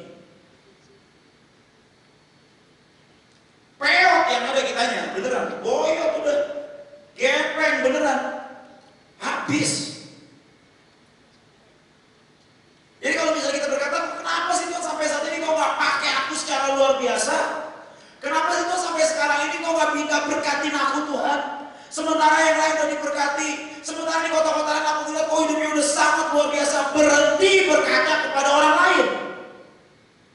Tapi lihat kepada dirimu. Apa yang sudah kau gali, itu akan menentukan seberapa Tuhan akan menaruh bangunannya dalam hidup. Bayangin kalau fondasinya cuma segini, gak mungkin Tuhan bisa taruh bangunan sebesar ini, saudara, gak mungkin. Begitu ditaruh bangunan sebesar ini, maka semua yang mulia dari Tuhan itu akan habis di tangan. Aku pengen pelayanan youth. Melihat youth di sini 2.000 orang. Siapa yang pengen lihat 2.000 orang youth di tempat ini? Maka galilah fondasimu dalam-dalam. Engkau pengen melihat youth yang besar, kegerakan yang besar di tempat ini. Engkau pengen melihat ribuan orang di tempat ini. Tapi sementara engkau gak pergi keluar, engkau gak beritakan Injil, engkau gak cari cara, engkau gak pergi ke sekolah-sekolah, engkau mau follow up itu orang, gak akan, saudara. Itu artinya apa? Kita menggali dalam-dalam. Kita kerja ekstra. Tadi saya ngomong sama Kak Indra di belakang. Saya ngomong sama Kak Indra seperti ini, kalau kita nggak pemuritan itu nggak bisa. Kalau kita pengen menjadi besar, kita harus pemuritan. Kalau pemuritan itu enak nggak? Nggak enak, jujur nggak enak. Siapa di sini yang kakak-kakaknya yang memuridkan siapa? Ya, berapa ya? Memuridkan tuh nggak enak. Jadi kalian lihat itu kakak-kakak kalian tuh yang memuridkan kalian ya, percaya memuridkan itu gak enak. Saya bocorin sedikit, apakah yang bikin gak enak kan? Buat Tuhan Yesus memuridkan 12 murid enak gak? Enak gak? Enak gak? Enak. Muridnya yang keenakan. Yesus sampai ngomong, aku sampai seberapa kali sih aku mesti ngomong sama lu tuh gak ngerti-ngerti juga, kenapa hatimu tetap degil? Bayangin Yesus. Karena kalau kita memuridkan orang, ini saya bocorin ya. Kalau kita memuridkan orang, kalau saya memuridkan orang, maka saya akan korban waktu, saya akan korban tenaga, saya akan korban pikiran, saya akan korban perasaan, saya akan korban uang buat anak yang saya muridkan. Saya ini memuridkan di tempat saya. Ada kurang lebih 12 di bawah saya yang saya muridkan. Saya cuma konsen sama 2 orang. Dari 12 orang ini yang saya muridkan ini, kemarin saya lagi makan di kafe, tiba-tiba ada mereka dan mereka manggil gini, papi Rolis, saya geli. Benar. Geli, benar geli. Habib, siapa lu? Tapi waktu saya bilang, kalian mulai hari ini jangan panggil saya papi, aku terus ngomong di hati saya. Yes, dengan cara itu mereka merasa diterima sama kamu. Oh gitu ya Tuhan. Jadi aku harus merelakan diriku dipanggil papi dengan mereka. So where's the money? Curcol gitu kan. Kode. Tapi ya udah, saya merelakan diri saya untuk dipanggil papi sama mereka. Karena dengan cara demikian mereka merasa diterima. Papi Rolis traktir kita dong. Papi kita traktir. Lu baru jadi anak baru sehari nih. Hari pertama lu minta traktir. Hari kedua lu minta apa? Hari ketiga minta apa? Hari keempat minta apa? Jadi itu gaji gua kalau semua nih. Sekarang gua saya bilang, Tuhan, bayarin mereka. Saya bayarin mereka. Mereka happy, mereka senang. Saya happy gak? Hah? Happy dong, gua anak orang harus happy. Kalau nggak jadi berkat nanti saya bayarin mereka, nggak balik lagi ke saya berkatnya nanti dong. Jangan jadi orang bodoh ya kan? Kita udah keluar, kita anggap itu kita sedang menabur bumi Tuhan, ini ya. Itu baru Kristen yang cerdas. Jadi gak usah sebel. Ya udah. Itu namanya salah satu melakukan firman. Masa seringkali kita ini udah ngerti firman kok. Bener gak? Kalian di tempat ini gak usah dikotbahin, sebenarnya ngerti firman. Cuma butuh diingetin aja untuk melakukan firman. Kalian sebagian besar sekolah di sini kan? Bener gak? Setiap mau sekolah ada devotion gak? Ada pembacaan firman ada? Bukan mulu, biasa ibu kalian. Tiap hari KKR. Hari pertama ini bicaranya, hari kedua ini bicaranya. Tapi katanya kalian berbuat gimana? Itu gimana? Jadi jangan pernah salahin Tuhan kalau sampai saat ini hidupmu gak berubah. Tuhan, kenapa sampai saat ini aku masih sering melakukan dosa, Tuhan? Bukankah aku telah melayanimu? Bukankah aku telah mengusir setan demi namamu? Jangan sampai nanti Tuhan berkata, hanyalah engkau ada buat kejahatan. Aku tidak kenal kamu. Karena kita didapati kita tidak pernah melakukan. Pelayanan kita cuma karena pekerjaan. Pelayanan kita cuma karena motivasi. Pelayanan kita cuma karena kita mengisi waktu-waktu kosong kita. Jangan sampai seperti itu. Kan kalau begitu, gue mulai hari ini gak usah pelayanan kan? Enggak, pelayanan lah. Tapi seiring berjalannya waktu, galilah dasarmu dalam. Gali dasarmu dalam. Gali dasarmu dalam. Karena saya udah pelayanan bertahun-tahun, tapi saya masih begini-begini aja. Berarti itu Tuhan masih melihat dasarmu belum cukup dalam. Percayalah saudara, waktu kamu menggali dasarmu dalam, pasti akan ada Tuhan tambah. Minimal 1 batu. Benar gak? Ya nggak tahu kalian ngerasain apa kalau di titik saya lagi letih, di titik saya lagi lelah, saya berkata, Tuhan, aduh Tuhan, ini udah sekian belas tahun aku masih begini-begini aja. Tiba-tiba Tuhan, coba kamu flashback. Apa aja yang Tuhan berbuat dalam itu? Saya flashback selama 14 tahun ke belakang. Wow, yang udah Tuhan lakukan begitu banyak, begitu besar. Yang udah Tuhan berikan begitu besar. Seharusnya yang layak menerima semuanya, tapi Tuhan berikan. Di situ saya bisa mengucap syukur sama Tuhan lagi, dan saya bisa gali dasar saya lebih dalam lagi. Dan saya bisa lari lebih kencang lagi, saya bisa terbang lebih tinggi lagi. Pertanyaannya adalah, sudahkah engkau menggali dasar dalam hidupmu? Itu pertanyaan. Saya berdoa ya, kalian pulang dari tempat ini, kalian mulai gali dasar dengan cara apa? Waktu kamu ketemu ibumu di rumah, bantuin cuci piring ke, itu melakukan firman sederhana, simpel. Waktu kalian disuruh papamu pijitin.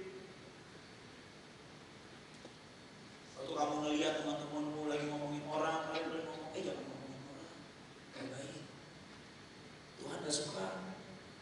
Halo, so pendeta lo, bodoh amat mau dimasuk pendeta. Tapi kalian yang penting melakukan firman. Waktu kalian lagi pengen banget berbuat dosa juga di sini nih. Siapa yang udah pengen banget pernah kalau bisa lagi pengen buat dosa di sini? Ada nggak di tempat itu? Nggak ada ya, Sion mau mulai ya, kudus ya. Ada nggak?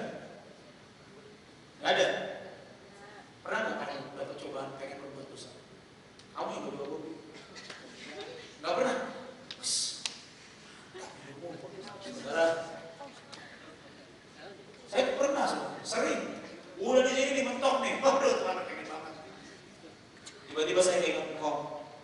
Kalau kamu pengen berbuat dosa, doakan Tuhan boleh gak bikin dosa?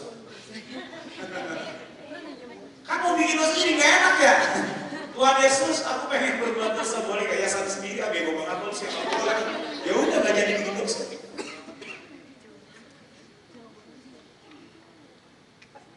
Itu.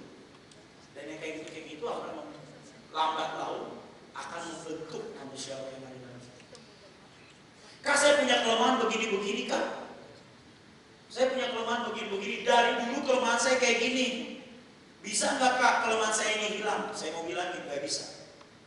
Sampai kapanpun kelemahan kamu itu bakal tetap ada di dalam kamu. Loh, kalau gitu kita percuma dong kayak buat Tuhan. Kalau kelemahan kita nggak bisa hilang, bukan percuma. Tapi begitu engkau mengisi hidupmu sedemikian rupa dengan Tuhan, maka kelemahanmu itu akan tergali dan taruh di paling dasar. Itu nggak akan mungkin. Kalau kamu lagi konten sama Tuhan, kalau kamu melakukan firman Tuhan, tapi ketika kamu mulai males, ketika kamu gak konten sama Tuhan, ketika kamu mulai males ngelakuin firman Tuhan, maka namanya kelemahan itu muncul lagi ke permukaan tanpa kamu sadari.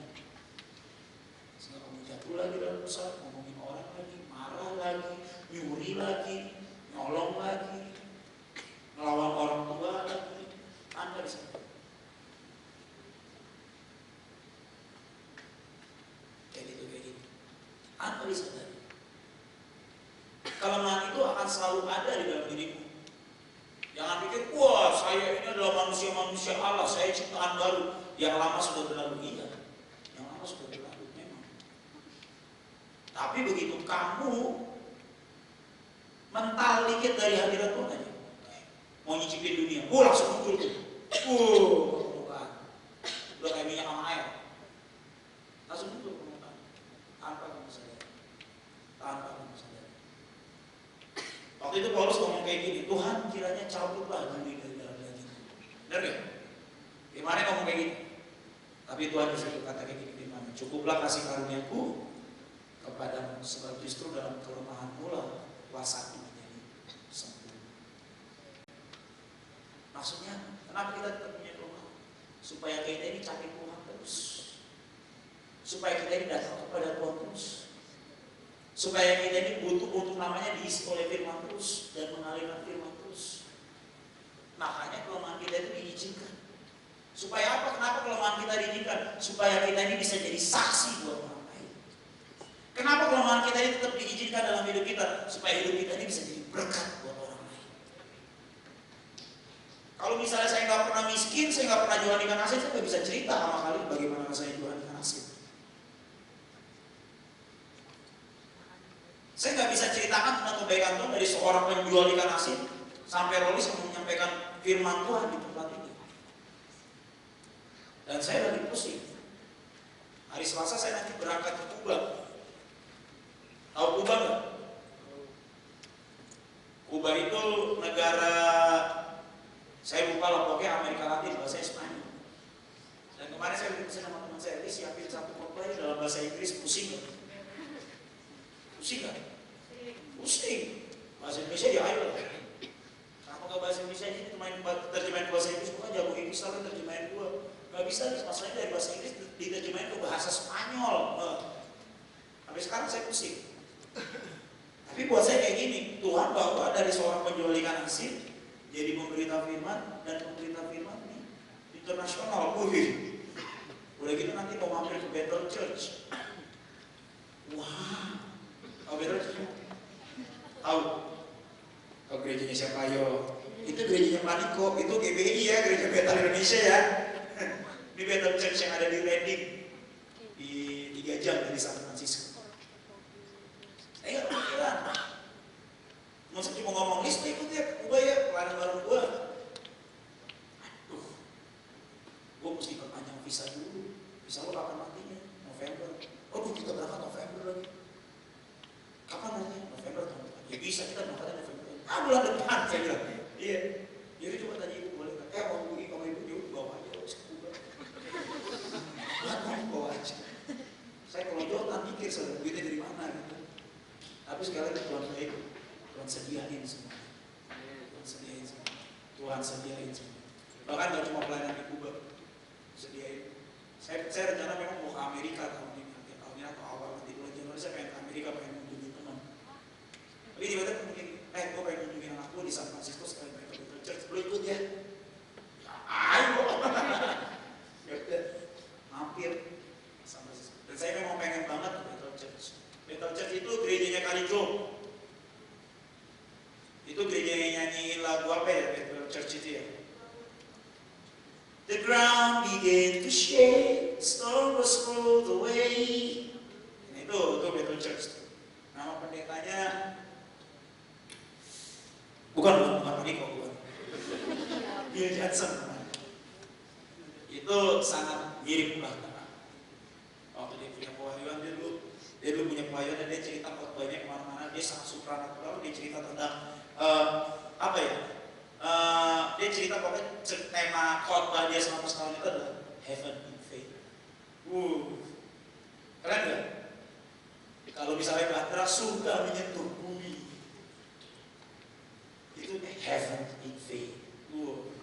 Surga menyerbu, lebih gede lagi kan? Serbuan surga. Kita punya tema youth kemarin apa? Glorious Invasion. Mirip banget. Dan kita nanti besok kita temanya adalah Deep Calls. Saya berdoa nih, sebelum kita menjelang kepada Deep Calls Antoni, kita ini dapat orang yang menggali dasar kita dalam dalam. Karena kalau kita nggak punya kedalaman dengan Tuhan, kita nggak bisa Deep Calls Antoni. Beneran percaya? Gali dasar dalam. Kita buka sekali lagi firman Tuhan ini.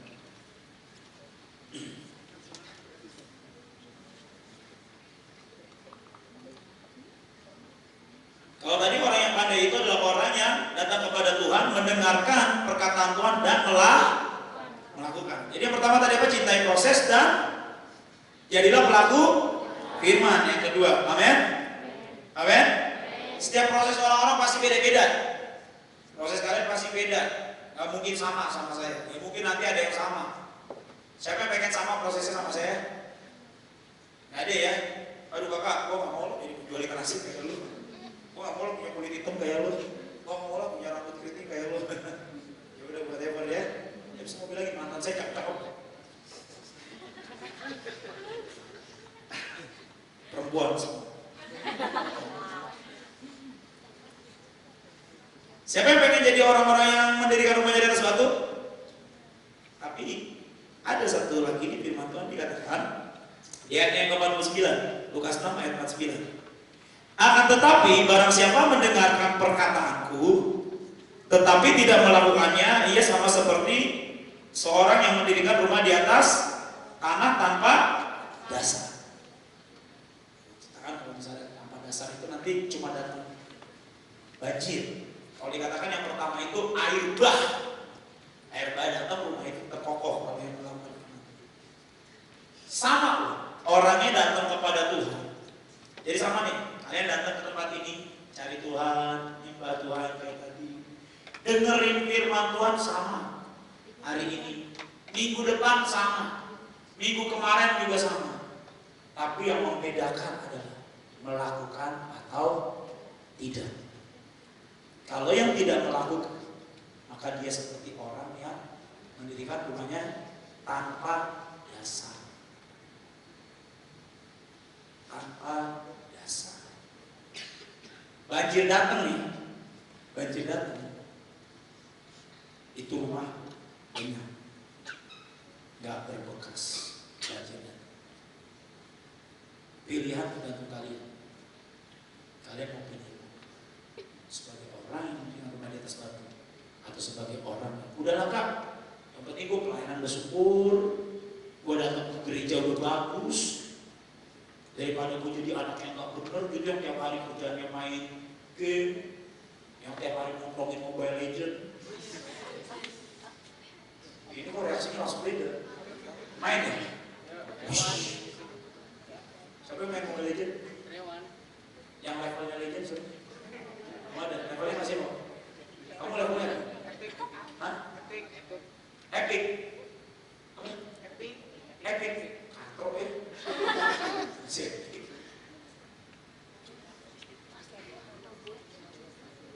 Main juga kamu? Main? Tak bilangin bapakmu.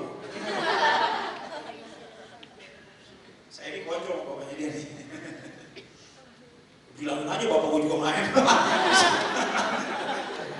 Repot nih. Kemana waktu kita lebih banyak habis? Melakukan firman, baca firman, atau main game? Itu juga penting. Itu menentukan seberapa dasarmu akan dibangun. Waktu kamu banyak habis di mana? Kamu suka main game gak? Gak suka. Oh masa kamu gak mungkin dong harus suka main game? Beneran? Kalian mau cek di handphone saya. Ada game apa enggak? Kalau ada game saya kasih 50 ribu. Lalu saya tadi kasih 50 ribu aja, yang tadi aja belum dikasih. Nanti saya kasih beneran. Saya dulu suka main game, ini saya kesaksian sama kalian. Saya dulu suka main game, dulu zamannya masih COC. Biasa aja dong, misalnya orang kalah ya gitu. Dengar COC kayak udah dengar berkat Tuhan mau turun aja. Wah. Bener saya dulu mainnya COC itu kelas offline ya.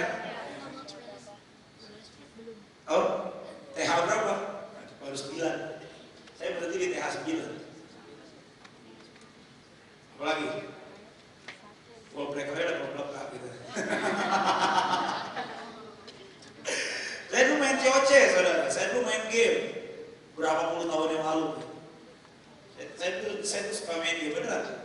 Sampai akhirnya, saya udah pelayanan di mana, udah khotbah gitu kan. Udah beritakan Injil kemana-mana. Tapi saya main game lebih banyak daripada saya doa. Saya main game saya lebih banyak daripada saya baca Alkitab. Saya main game lebih banyak daripada jam-jam ibadah saya. Pokoknya gak karuan. Sampai tiba waktu itu saya main game itu selama 2 minggu tuh, enggak 2 minggu, 2 bulan. Maaf. 2 bulan itu saya itu gak bisa tidur waktu malam. Karena saya tahu biasanya mencuri saya itu adalah bule-bule yang jam tidurnya beda sama kita. Itu kalong-kalong company itu yang suka mencuri buah gitu kan. Jadi saya pantengin tuh. Kalau saya lagi kerjain apa, kan biasa gitu kan, Mas dikumpulin, Alexia dikumpulin, bener ya? Itu masih ingat loh. Kalau udah bertobat 2 tahun yang lalu, nggak apa-apa. Sehingga itu membuat saya jadi tidur itu jam 4 pagi. Biasanya orang jam 4 pagi bangun berdoa, saya baru jam 4 pagi baru merem. Dan saya baru bangun jam 7. Boro-boro doa, saya buru-buru mandi, saya langsung kantor. Selama 2 bulan, saya kayak gitu tuh kehidupan saya. Karena saya takut saya dicuri oleh bule-bule yang tidak bertanggung jawab. Yang pantengin terus. Kan kalau misalnya kita online kan nggak mungkin dicuri kan? Nggak mungkin diserang, bener gak? Iya, itu dulu. Sering main ya? Sampai sekarang? Udah enggak? Sampai akhirnya pada waktu saya lagi main kayak gitu, saya upgrade, tiba-tiba Tuhan ngomong, bagus ya, main aja terus. Wah, belum main aja terus, Tuhan kau maaf. Sekali itu orang Kristen kebanyakan begonya gitu kalau kayak gitu. Kalau Tuhan ngomong kayak gitu tuh artinya apa? Tuhan tuh gak suka kamu main game. Akhirnya saya berdoa, saya puasa gitu. Saya puasa nanya kepada Tuhan maunya apa untuk game ini? Terus Tuhan mau apa? Puasa selama 3 bulan. Udah saya puasa 3 bulan gak main game. Wah saya tinggalkan selama 3 bulan.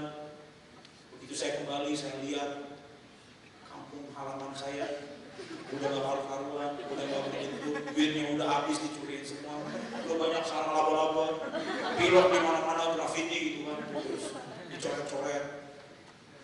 Udah saya lihat udah gak betul. Ya akhirnya puasa, musim puasa selesai, 3 bulan saya bukan lagi. Gak nyampe seminggu Tuhan ngomong lagi sama saya, dan saya gak tanya lagi Tuhan kok apa enggak. Kalau saya nanya lagi Tuhan artis itu. Hari itu saya uninstall game itu dari handphone saya. Saya kasih akun saya buat orang lain. Nggak saya jual, saya kasih. Ini lu mau main sukun, mau nggak main ya udah. Kalau mau, kasih sama orang lain. Dan sejak saat itu, saya itu tiba-tiba, ini benar, tiba-tiba nggak suka yang namanya main game. Bener, sampai sekarang. Mau handphone RAM-nya berapa ke orang kalau handphone RAM-nya gede-gede buat main game kan? Oh sih enggak. Nggak ada sama sekali game di situ, nggak ada. Nggak ada satu pun nggak ada game. Saya pernah waktu itu install satu game untuk Asphalt. Asphalt ya. Pokoknya itulah Asphalt yang balap-balapan itu kan.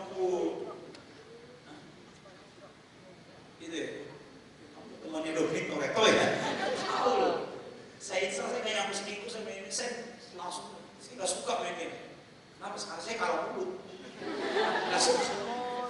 Itu sebabnya saya suka peperangan rohani. Kenapa? Karena bersama Allah kita pasti menang. Amin. Dan sejak saat itu saya nggak suka sama yang namanya main game. Benar nggak suka. Sekarang game yang saya suka itu cuma satu. Lo katanya udah nggak suka main game Kak? Ya perlulah hiburan sekali-sekali. Yang suka itu cuma satu. Apa tahu nggak? Heyday. Culu banget aku main Heyday. Tebak-tebak, apa kira-kira gamenya yang disukai? Minecraft, itu mau main anak-anak kecil. Candy Crush. Saya kasih ke situ main Candy Crush, saya punya kesabaran kemampuan buat main Candy Crush.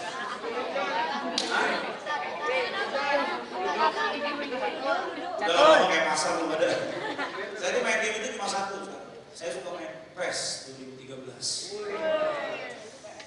Itu pun kalau main sama teman-teman. Kalau main sendiri saya pernah nyobain main sendiri di rumah ada PS gitu kan. Kayak main sendiri setengah babak. Gak seru kalau gak ada temennya. Dan kalau misalnya kumpul sama teman itu bisa 3 bulan sekali baru main.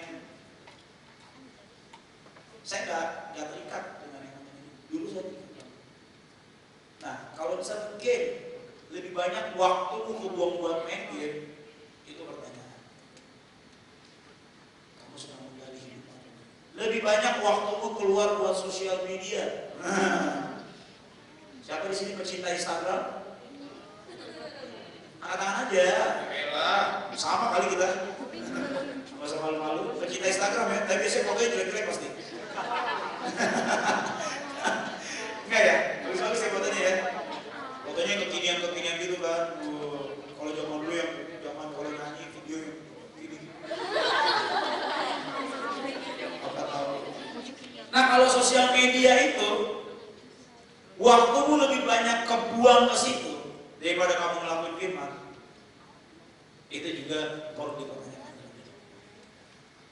Itu juga bisa menjadi salah satu penyebab kenapa Tuhan itu gak bisa pakai hidup. Beneran? Simple. Siapa di sini yang masih suka main Twitter? Gak ada ya? Snapgram yang gak live gak jelas. Padahal yang nonton cuma 3 gitu ya. Aku hari ini aku lagi ada. Yang nonton 3, lama-lama 2, 1 gak ada yang nonton. Saking gak ada yang nonton, lu ngapain ya? Kayak orang pintar nih. Akhirnya leave.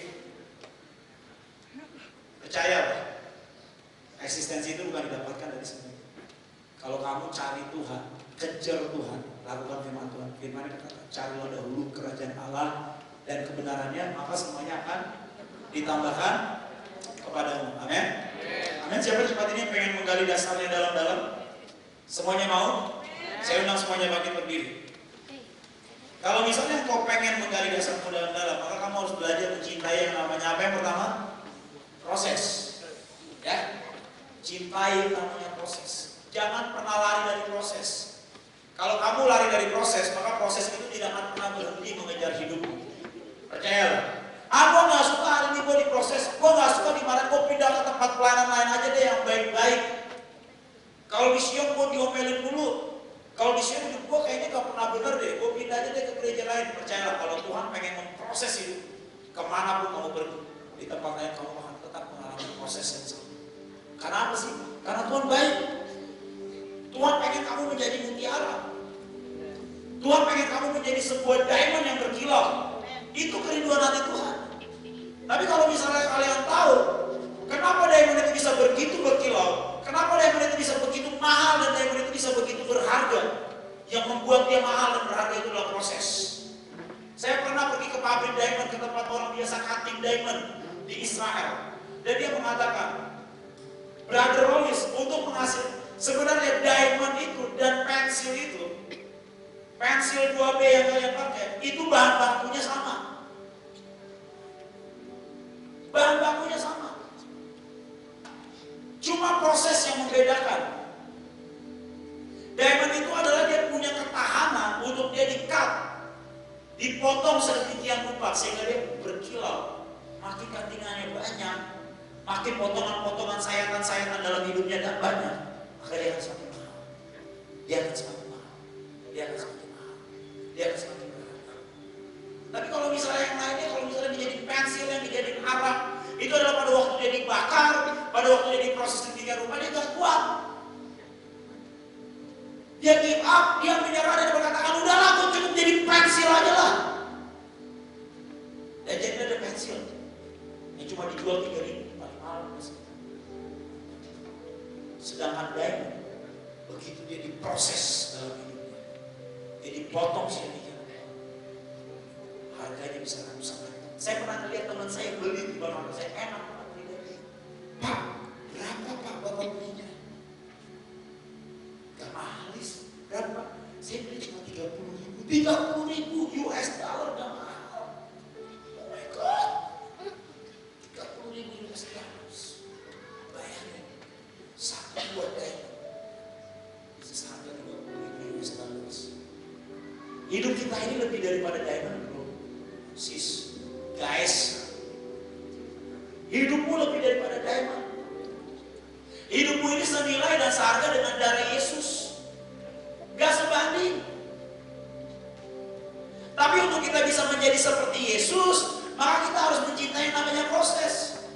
Untuk kita bisa menjadi seperti Yesus, kita gak bisa cuma nyanyi, ku mau sepertimu Yesus.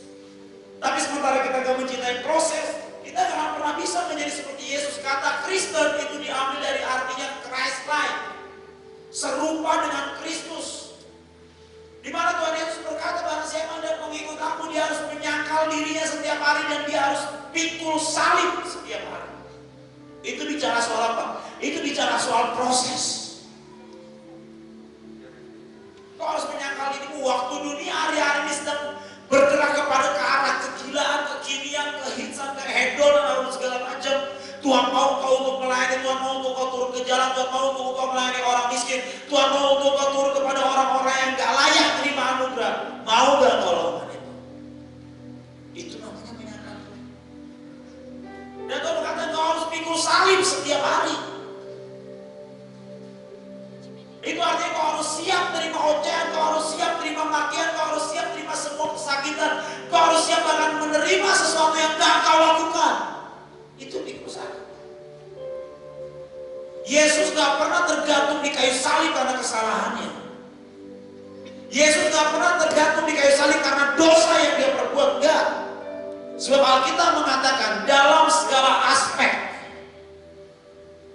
ia dicobai. Hanya saja Yesus tidak melakukan dosa. Dicobai dalam segala perkara, dalam segala aspek kehidupan dia dicobai sebenarnya. Tapi dia tidak melakukan dosa. Jadi apa yang membuat dia tergantung di kayu salib? Kita. Dosamu yang hari-hari ini sering kamu lakukan, itu yang membuat Yesus tergantung di kayu salib. Kemarahanmu, kekecewaanmu, sakit hatimu, kepahitanmu, bahkan setiap kekotoran dan perzinahan yang kau lakukan, itu yang membuat Yesus tergantung di kayu salib. Dosa dan pelanggaran kita, itu yang membuat dia tergantung di kayu salib. Dan begitu darahnya mengalir dari kayu salib, turun ke bawah, turun kepada setiap kita, itu yang menaikkan kita untuk kita datang kepada Bapa. Sebab lewat pribadi Yesus kita dilayakkan. Gak pernah karena kebenaran kita. Dan kita dikatakan sebagai murid-murid Yesus, sebagai orang-orang Kristen Christ-like, hendaklah kita hidup seperti dia hidup. Amanat agung daripada Yesus adalah pergilah ke ujung bumi, beritakanlah firman-Ku, baptislah mereka dalam nama Bapa, Putra dan Roh Kudus. Jadilah pelaku firman dimanapun kamu berada. Oh kalau enak, kalau udah nyampein firman ke luar negeri, kalau udah nyampein firman keliling dunia, kalau udah nyampein firman keliling Indonesia. Hei, saya mau bilang, semua dimulai dari sini. Pertama dari sini, dari kita, kemudian orang yang di sebelah kita, orang yang paling dekat dengan kita, rumah kita, rumahmu, tempat di mana kau tinggal, pelayananmu, tempat di mana kau bertumbuh, sekolahmu, tempat di mana kau growing up, kampusmu, tempat di mana kau beranjak dewasa, pekerjaanmu, tempat di mana kau akan mengabdi. Situ tempat. Itu adalah jemaat. Itu adalah tempat-tempat di mana kau mau untuk, di mana Tuhan mau untuk kau menyampaikan firman, di mana Tuhan mau untuk kau melakukan. Jangan pernah lakukan semuanya dengan biasa. Jangan pernah lakukan semuanya dengan biasa. Jangan mata melakukan itu. Jangan mata. Semuanya urusan pribadi dengan Tuhan. Dan renungkan firman ini baik-baik. Sekali lagi, setiap firman yang disampaikan itu semua tergantung kepada setiap pribadimu masing-masing. Apakah engkau begitu kau keluar dari tempat ini, kau selesai dari tempat ini, engkau jadi orang yang cuma sekedar datang dan mendengarkan firman, kemudian kau pulang dan kau tidak melakukan apa-apa, atau kau menjadi orang yang datang mendengarkan dan kau melakukan firman Tuhan. Itu semua adalah pilihan. Itu semua pilihan. Pejamkan mata, pejamkan mata. Pejamkan mata. Saya janji saya nggak akan lama lagi dan saya akan selesai. Cuma saya pengen berdoa buat setiap kalian yang mungkin kalian waktu dengerin firman tadi, tiba-tiba di hati kalian berkata, Tuhan aku mau. Walaupun aku tahu aku gak bisa, tapi aku mau. Saya mau bilangin sama kalian, Tuhan gak pernah cari orang yang bisa, tapi Tuhan selalu cari orang yang mau. Orang yang berkata, Kak aku masih banyak dosa, aku masih banyak kelemahan, aku gak tahu bagaimana caranya untuk menjadi pelaku firman. Angkat tanganmu di depan. Tapi aku mau. Yang mau aja. Yang kau tahu kau mau. Aku berkata, Kak, aku masih punya banyak kelemahan lah. Bahkan untuk aku ngampuni temanku, ngampuni saudaraku, ngampuni orang tuaku aja buat aku gak bisa, buat aku berat, Kak. Tapi aku mau. Doa sama Tuhan. Angkat tangan yang mau. Saya gak minta semua. Saya tahu gak semua di tempat ini. Angkat tanganmu sungguh-sungguh. Dan semuanya mulai doa ke Tuhan. Jangan cuma sekedar doa dalam hati. Ngomong sama Tuhan. Mulai bicara sama Tuhan. Katakan doa dari mulutmu. Tuhan aku mau. Tuhan aku tahu ya Tuhan, aku selama ini Tuhan aku gak cukup menjadi pelaku firman. Selama ini aku sering marah ya Tuhan sama orang tuaku. Selama ini aku gak dengar-dengaran sama orang tuaku. Selama ini aku sering ngomongin orang. Ngomong. Tapi aku mau Tuhan. Tapi aku mau Tuhan. Aku mau Tuhan. Aku mau. Pejamkan matamu. Dan doa sama Tuhan. Doa sama Tuhan. Kiara babara masyakara.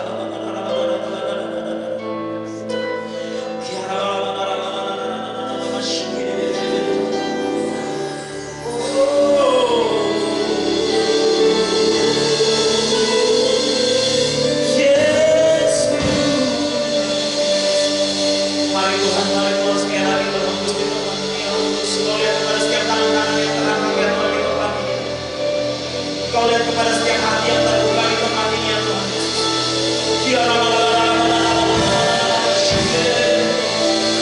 Tuhan, biar kau yang jamah.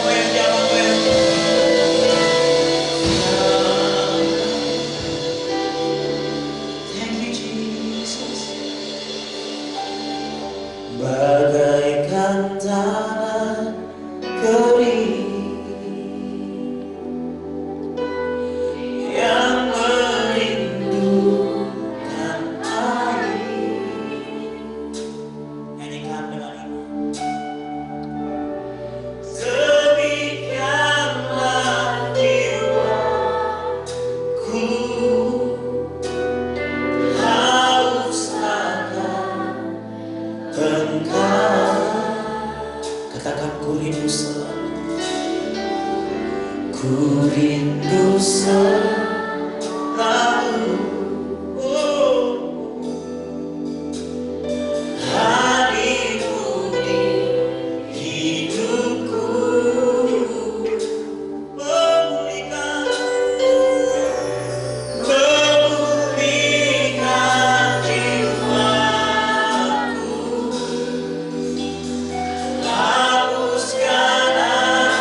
mataku, nyanyikan mengalir.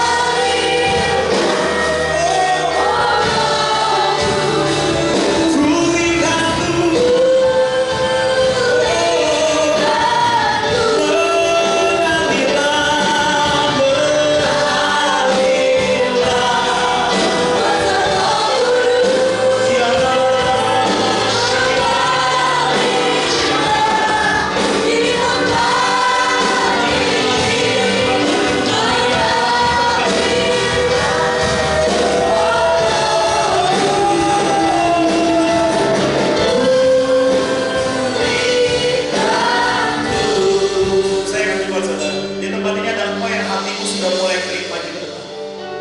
Di tempat ini kau ada yang kau hatimu sudah mulai kering. Saya tahu gak banyak. Engkau cari Tuhan, engkau akan maju ke depan, maju ke depan. Izinkan kami berdoa buat engkau. Engkau sudah banyak melakukan banyak kegiatan pelayanan, tapi gak tahu kenapa di hatimu seperti kayak udah lakuin karena pekerjaan. Ya pelayanan lagi, ya pelayanan lagi. Kebaktian lagi, ya kebaktian lagi. Maju, mendekat. Saya minta bikin 2 baris. Saya minta mungkin kakaknya bisa bantuin.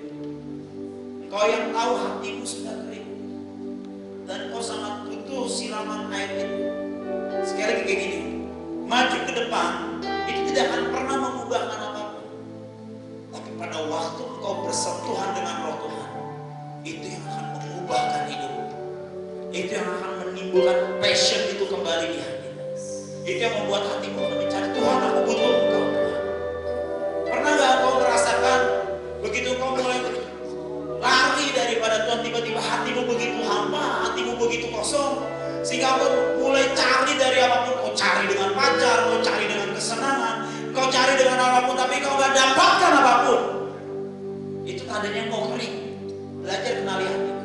Kalau kau ada yang ngerasa seperti itu, saya masih tunggu kau maju ke depan. Izinkan saya berdoa buat kalian. Izinkan saya berdoa buat kalian. Tapi sekali lagi, ini urusan hati. Bahwa hatimu ke Tuhan saja. Saya bisa rasakan ada sebuah aliran daripada Roh Kudus. Dan pada waktu Roh itu mengalir dan menyambar hidupmu, maka kau akan melihat sesuatu perubahan terjadi dalam hidup. Tapi sekali lagi, Roh Kudus itu seperti air. Dia akan mengalir ke tempat yang terendah. Angkat kedua tangan. Arahkan hatimu ke Tuhan. Nyanyikan dengan mengalirlah. Minta Rohnya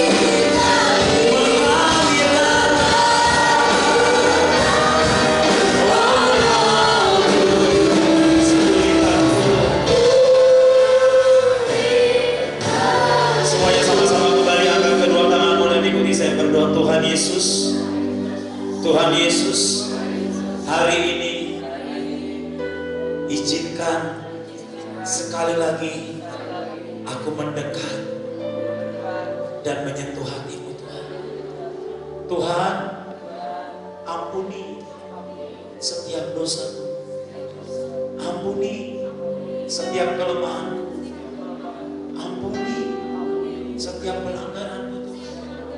Tuhan, mulai dari hari ini Tuhan, biar Engkau yang pakai hidupku menjadi alat.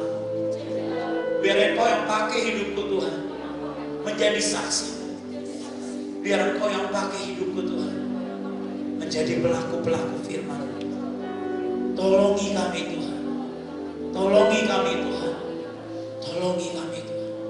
Kami perlu Engkau. Kami perlu hadirat. Kami perlu pribadi-Mu lebih dari apapun. Bapak mau berdoa di dalam nama Tuhan Yesus Kristus buat setiap anak-anak-Mu yang di tempat ini Tuhan. Mari Tuhan sekali lagi ya Tuhan Yesus, biar Engkau yang melihat ya Tuhan kepada setiap hati yang terbuka hari ini Tuhan. Hamba percaya ya Tuhan Yesus, Roh-Mu tidak pernah selesai bekerja dalam hidup kami ya Tuhan. Hamba berdoa di dalam nama Tuhan Yesus Kristus, biar Engkau yang karuniakan ya Tuhan Yesus roh iman ya Tuhan buat setiap anak-Mu di tempat ini ya Tuhan Yesus.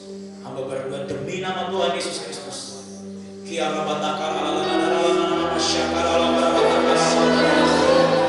berdoa buat tempat ini Tuhan, hamba berkati tempat ini di dalam nama Tuhan Yesus Kristus.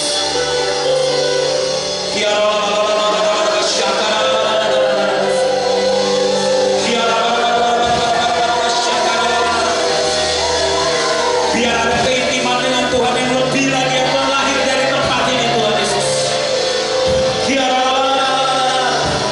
Biar seluruh tempat ini ya Tuhan, anak-anak muda tempat ini menjadi mercusuarnya Allah ya Tuhan bagi kota ini ya Tuhan. Hamba berdoa di dalam nama Tuhan Yesus Kristus, pelayanan anak muda ini akan menjadi semakin besar dan tidak terhentikan di dalam nama Tuhan Yesus Kristus. Biar berdoa di dalam nama Yesus, biar api setiap anak muda tempat ini tidak pernah menjadi kecil dan tidak pernah menjadi padam, tapi semakin hari akan semakin kuat, semakin hari akan semakin kuat, semakin hari akan semakin kuat dan tidak pernah terpadamkan di dalam nama Tuhan Yesus Kristus. Aku berdoa biar ada gelora cinta yang menyala-nyala di tempat ini Tuhan. Gelora cinta yang menyala-nyala, gelora cinta yang menyala-nyala, gelora cinta yang menyala-nyala di dalam nama Tuhan Yesus Kristus. Terima kasih Tuhan. Terima kasih Tuhan. Biar cinta akan rumah-Mu itu yang menghanguskan setiap hati anak-anak-Mu di tempat ini Tuhan. Demi nama Yesus. Bapak hamba selesai berbicara, tapi hamba berdoa ya Tuhan, biar Roh-Mu tidak pernah selesai dalam hidup setiap anak-Mu di tempat ini ya Tuhan Yesus. Berkati setiap hidup mereka, pelayanan mereka, sekolah mereka, keluarga mereka Tuhan, dimanapun mereka berada. Hamba berdoa